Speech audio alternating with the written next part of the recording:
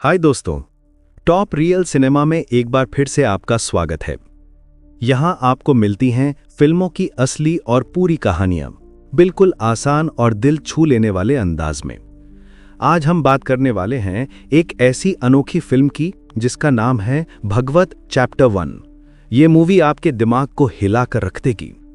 तो चलिए दोस्तों, बिना वक्त गवाए शुरू करते हैं इसकी दिलचस्प कहानी। एक छोटा सा शहर, रॉबर्ट्सगंज, उत्तर प्रदेश, जहां जिंदगी दिखती है सुकून भरी, पर अंदर ही अंदर कुछ खौफनाक पल रहा है। एक एक कर लड़कियां गायब होने लगती हैं, कभी स्कूल से, कभी काम से, कोई निशान नहीं, कोई सुराग नहीं। पुलिस परेशान है, लोगों में डर फैल गया है। और तभी केस की कमान सौंपी जाती है इंस्पेक्टर विश्वास भगवत को। भगवत एक सख्त और ईमानदार अफसर है, जिसकी नजर में कानून से ऊपर बस न्याय है। वो इस केस को हल करने का वादा करता है, चाहे इसके लिए अपनी जान ही क्यों न लगानी पड़े। भगवत अपनी टीम के साथ हर दिशा में जांच शुरू करता है। फोन रिकॉर्ड्स, सीसीटीवी, लोकेशन, सब खंगाला जाता है, पर कुछ हाथ नहीं लगता। फिर कहानी में एंट्री होती है समीर की। एक कॉलेज प्रोफेसर, शांत, पढ़ा लिखा और सीधा साधा इंसान। बाहर से वो बेहद सुलझा हुआ लगता है, पर अंदर कुछ टूटा हुआ है, कुछ ऐसा जो धीरे धीरे उसे राक्षस बना रहा है। समीर की जिंदगी में आती है मीरा, एक नर्स जो अस्पताल में काम करती है। दोनों के बीच एक मासूम रिश्ता शुरू होता है, पर मीरा नहीं जानती कि जिस इंसान को वो अपना साथी समझ रही है, वो असल में एक डरावना सच छिपा रहा है। इधर भगवत को कुछ नए सुराग मिलते हैं।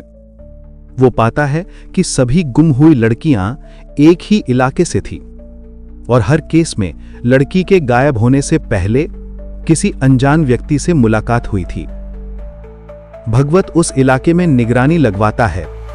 कई रातों की खोज के बाद वो एक पुरानी इमारत तक पहुंचता है। दरवाजा तोड़ा जाता है। अंदर अंधेरा, बदबू और जमीन पर बिखरे पड़े हैं कपड़े, पहचान पत्र और मोबाइल फोन। फिर मिलता है एक पुराना नोटबुक, जिसमें हर लड़की का नाम, तारीख और कुछ अजीब से चिन्ह बने हैं। भगवत समझ जाता है ये कोई आम किडनैपिंग नहीं, ये सीरियल किलर केस है। धीरे धीरे शक समीर पर जाता है। भगवत उसे ट्रैक करता है, पर समीर हर बार खुद को निर्दोष साबित कर देता है। मीरा को भी नहीं लगता कि उसका बॉयफ्रेंड किसी जुर्म में शामिल हो सकता है। लेकिन फिर एक दिन मीरा खुद गायब हो जाती है। भगवत के लिए अब यह सिर्फ केस नहीं, एक मिशन बन जाता है। वो समीर के कॉलेज, उसके घर, उसके अतीत सब खंगालता है, और सामने आता है एक डरावना सच। समीर के बचपन में उसकी मां का अपहरण और हत्या हुई थी। उसे लगा था दुनिया राक्षसों से भरी है, और अब वो खुद वही बन गया, एक राक्षस जो मासूम लड़कियों को अपना शिकार बनाता है।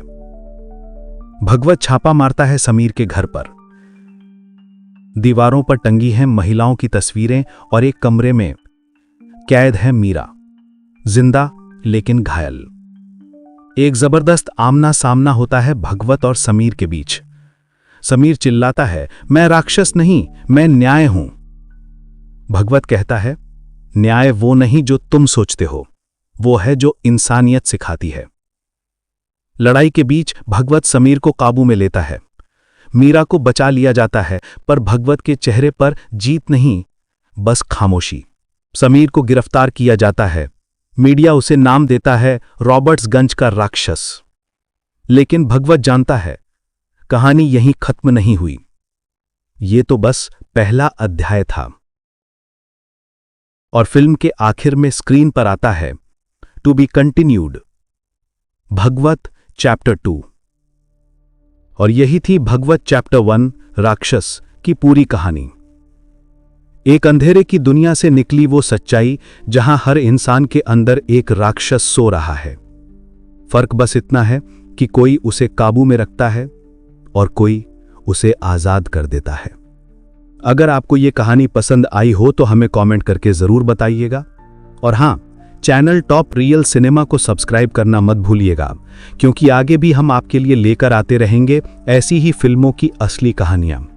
मिलते हैं अगली वीडियो में, तब तक के लिए धन्यवाद।